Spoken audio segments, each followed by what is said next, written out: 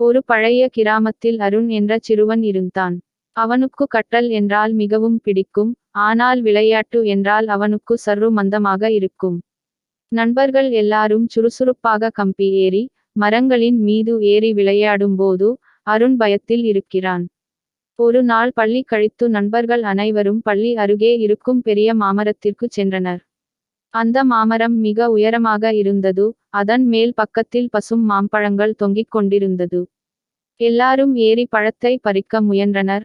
ஆனால் கால் இடறியது அல்லது பயம் வந்தது. அப்போது நண்பர்கள் அருணிடம், அருண், நீயே ஏறி பழத்தை பறி.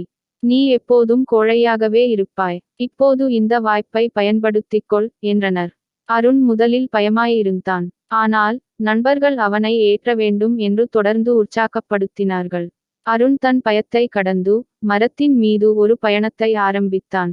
முதலில் கால் நடுங்கியது, கைகளை பிடிக்க முடியாமல் இருந்தது. ஆனால் அடுத்த ஒரு சில அடியிலேயே அவன் தன் சுதாரித்துக் கொண்டான். அவன் உயரமாக ஏறி மாம்பழத்தை பறித்தான். அதை கீழே வரவே அத்தனை நண்பர்களும் சபாஷ் என்று கைகொட்டினர். அந்த மகிழ்ச்சி அருணுக்கு அவன் தன் பயத்தை ஜெயித்ததை உணர்த்தியது. அதன் பிறகு அருண் எந்த ஒரு செயலுக்கும் பயப்படாமல் சுறுசுறுப்பாக செயல்படத் தொடங்கினான். கதையின் நுட்பம்: நாம் பயப்படுவது சாதாரணம். ஆனால் அதைக் கடந்து முன்னேறினால் வாழ்க்கையில் எந்த விதமான சவால்களையும் நிச்சயமாக ஜெயிக்க முடியும்.